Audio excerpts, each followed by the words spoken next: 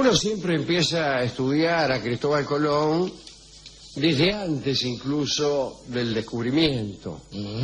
Entonces, cuando llega el momento del cuarto viaje, bueno, uno está tan cansado como Colón mismo. Claro. En los programas de enseñanza el fastidio llega para alumnos y profesores, de modo que dicen, bueno, y al fin la conquista siguió, etc. En el tercer viaje, Colón había llegado a las costas de la isla Trinidad, ahí por Venezuela. Después se internó para explorar esa extraña desembocadura que tiene el Orinoco, y ante la exuberante extravagancia de aquellas tierras, Colón creyó que se hallaba en el paraíso.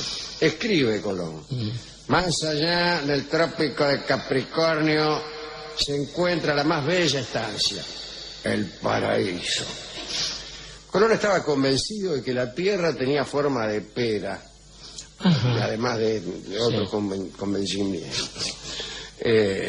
Bueno, por ahí se cansó del continente, se alejó de él y puso rumbo a La Española, a la isla llamada La Española, donde había dejado una colonia de cientos de europeos, algunos de los cuales habían llegado con él en sus viajes anteriores. A su regreso del paraíso, entonces, Colón llegó a La Española y se encontró con una espantosa realidad. Gente ociosa, hambrienta, débil, roídos todos por las fiebres tropicales y por la sífilis. Y el tributo que les afanaban a los indios apenas se alcanzaba para cubrir las necesidades de la colonia. Mientras los dominios portugueses en el África producían cuero y especias, los españoles en el Nuevo Mundo únicamente cosechaban disgustos. Lo recaudado no alcanzaba ni para pagar las expediciones. Pero lo que colmó la paciencia de los reyes católicos fue el conocimiento de la deslealtad del almirante Colón.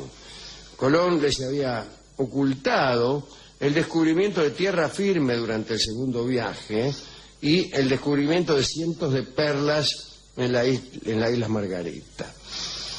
Bueno, alguien designó a Francisco de Bobadilla para hacerse cargo de la colonia ahí en la isla La Española, lo cual virtualmente equivalía a una destitución de Colón. En octubre del año 1500, Bobadilla llegó a Santo Domingo, sería mucho mejor, y apresó a Colón. Bueno, el almirante volvió a España encadenado. Cuantito desembarcó en Cádiz, Colón, que era muy buen diplomático, envió una carta al príncipe Don Juan, el heredero de la corona, el hijo de los reyes católicos. Murió después, murió en un partido de pelota, dicen algunos, y después de unos lances amorosos muy intensos, dicen otros. El caso es que en ese momento estaba vivo. Sí, claro. Y Colón le envió una carta. De este modo, su versión de lo ocurrido en la isla La Española llegó a manos de los reyes antes que los informes oficiales. Los reyes recibieron esa carta y ordenaron la libertad de Colón. Lo nombraron, sin embargo, gobernador a Nicolás Obando. Bueno, cuando Bobadilla iba a regresar a España, murió ahogado en el naufragio, y ahí en el fondo del mar quedaron con él los documentos del proceso contra Colón, así que todo eso se olvidó o no llegó claramente. Y Obando quedó como gobernador. Durante 2 años Colón se quedó tranquilo en España, ni pensó regresar a las Indias. Para los reyes, Colón había cometido el mayor de los errores, que era gobernar la Española como si fuera un feudo personal, y luego también estaba el asunto de las perlas de la isla Margarita, que evidentemente era una ocultación culposa, etc. Sin embargo, ya por 1501 le dieron una nueva licencia para viajar. Y no es que les hubiera cambiado el humor a los reyes, pero se lo querían sacar de encima. Además necesitaban de sus servicios, ya que el resto de los monarcas en Europa sabían ya que los españoles habían encontrado solo unas tierras que se interponían entre Europa y Asia. El gran negocio del siglo, que aparentaba ser encontrar el paso hacia el camino de las especias, no estaba en manos aún de ninguna corona. Y si España se dormía en dedicar sus esfuerzos a la explotación de la dudosa riqueza de las islas descubiertas, sus competidores le ganarían la carrera. Hoy sabemos que era una estupidez, porque traer pimienta de China era mucho peor negocio que hacerse propietario de América entera. Pero bueno, entonces partió Colón de Cádiz en 1502, debe ser, porque si hubiera partido en 1512 lo hubiera hecho ya muerto. Como Juan, claro. Sí. Aquí pone fecha. Sí, como le suena. Sí, total. El caso es que partió sin entusiasmo, humillado por una serie de restricciones que los reyes le imponían. Le estaba totalmente prohibido desembarcar en la Española. Tampoco podía negociar con esclavos o dedicarse a cualquier tipo de rescate privado. Tenía vedado el maltrato a sus hombres. ¡Qué barbaridad! Pero así no se puede vivir. Así no se puede vivir. La flota estaba compuesta por 4 carabelas. La capitana, la vizcaína, la gallega y la bermuda. Ajá, la conozco. ¿A vos cuál te gusta más? Tripulación total 143 hombres. Y entre ellos iba el hijo menor de Colón, Hernando de Colón, de 13 años. Y su hermano Bartolomé, el hermano de Colón, Bartolomé Colón. Después de 21 días de travesía, Colón no dudó un momento y empezó a desobedecer. Puso rumbo a la Española, corría el riesgo de ser rechazado y tenía víveres solo para llegar a la isla. Como pretexto dijo que la Bermuda necesitaba reparación. Dice, ¿no ve? Mire la Bermuda, dice. El gobernador, que no era otro que Obando, no lo dejó entrar en el puerto, el mismo puerto que Colón había descubierto una década antes. Colón había bautizado aquel puerto como Santo Domingo en honor a su padre, el tano Domenico Colón. En tal caso, Domenico Colombo. Domenico Colombo, claro. Colón insistió, alegando que se avecinaba un terrible huracán, y Obando hizo caso omiso. Colón se internó entonces en el río Aina, en cuyas aguas se guareció hasta que pasó el huracán. Obando ni siquiera hizo caso del pronóstico del huracán y autorizó al día siguiente la salida de 20 barcos a España, y naufragaron 19 por la terrible tormenta. Fue uno de los naufragios más tremendos de la historia, ¿no? La exactitud de esta predicción le generó al genovés, que era Colón, ciertas sospechas de brujería. Acierta y lo acusan de bruja. Dice aquí que no pasaron a mayores. Prosiguiendo con su misión, Colón navegó por las costas de Jamaica y de Cuba. Más tarde, en un sitio donde las sondas no tocaban fondo, es decir, donde no se podía saber cuán profundo era allí el océano, porque nada llegaba al fondo, bautizó al lugar como Golfo de Honduras. A partir de entonces las cosas fueron de mal en peor. No por esa razón. No, señor. Escribió Colón: las cosas van de mal en peor. No, mentira, eso lo escribí yo. Dice, tengo abiertos los barcos, las velas rotas. Sí. Y las anclas perdidas, las velas rotas. Sí. Con los calores y la humedad, el bizcocho se ha llenado de gusanos. El bizcocho era el pan que se comía, que se cocinaba 2 veces para que no se pudriera. Bueno, igualmente se había podrido. Y así sigue. He visto a muchos que esperan a la noche para comer la mazamorra, para no ver los gusanos que la habitan. Otros están tan acostumbrados a comerlos que ni se molestan en quitarlos, porque si se detienen en esto pierden la cena. A los sufrimientos colectivos Colón sumó los personales. Su cuerpo fallaba. Me anda fallando el cuerpo Juni Gran 7.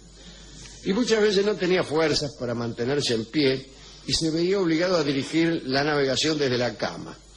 Dicen que además le remordía la conciencia el haber involucrado a su hijo Hernando en tan incierta aventura. Un buen día llegaron a ver el agua en en Panamá, no, discúlpenme, calculo yo que habrán llegado a Veragua. Ducado que le sería dado, claro, totalmente. Sí, ¿Por qué se dedica? No sé, habría que ejercer algún castigo. ¿Por qué se dedica?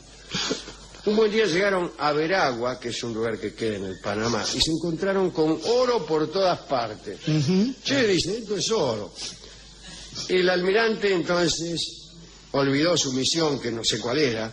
Yo también me lo olvidé. Y Era Veragua. en pos del oro estableció un campamento a orillas del río Belén. Pero resulta que llegó la estación seca. Y el río descendió tanto que dejó al descubierto unos bancos de arena que tapaban la desembocadura. Y ahí se quedó Colón atrapado con sus barcos. Poca comida, apenas algún tiburón despistado venía a alegrar la magra dieta de los navegantes. Comerse un tiburón no es algo que nos ponga llena la boca de agua. Colón decidió abandonar el lugar de cualquier manera.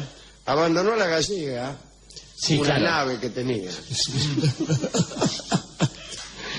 Y comenzó con los marinos a tirar de las otras naves con sogas. De todos modos, la quilla de los barcos se encajaba en la arena. ¿Y dónde se le iba a encajar? Señor. Y en eso estaban reempujando los barcos cuando... ¿Quiénes llegan? Los indios. ¡Ah, qué suerte! Éramos pocos. Los españoles rechazaron el ataque, pero recibieron algunas bajas. Y entre ellas el hermano de Colón, Bartolomé, que recibió un flechazo en el pecho y murió el 16 de abril de 1513, dice aquí, o sea, mucho después de haberse desarrollado estos acontecimientos. Habrá sido una agonía de exactamente 10 años. Para morirse hay que trabajar. Esto fue en 1503, amigos.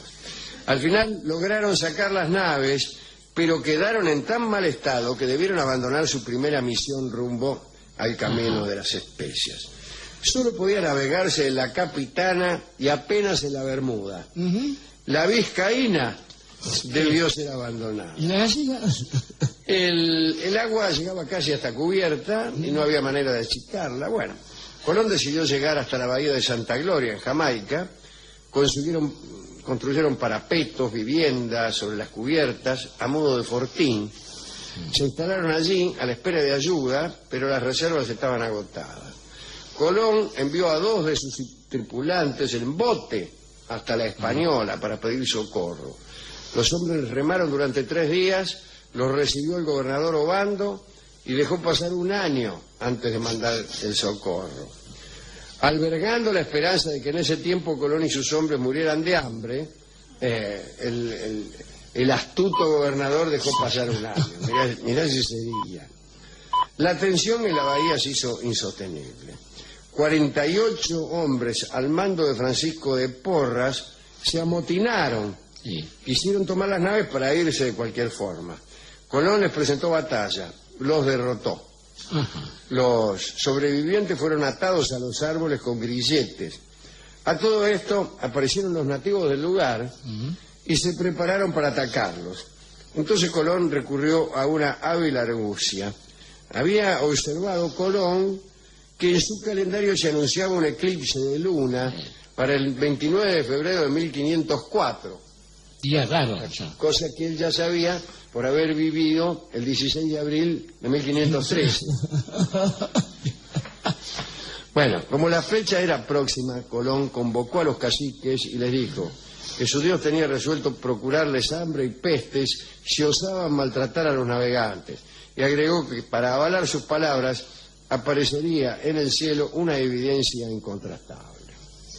Finalmente el eclipse se produjo y causó tan enorme asombro y miedo entre los indios que terminaron por prometer al almirante todo cuanto necesitase. Yo cada vez que me veo en esas situaciones difíciles trato de pronosticar un eclipse. Sí. Pero siempre o no hay un eclipse hasta dentro de 6 años, o si hay ya lo sabe todo el mundo. Claro, que hay en una tribu maya, por ejemplo, y listo. Bueno, a los pocos meses llegó el navío de rescate de Obando. Le mandaban medio barril de vino y medio chancho asado. Bueno.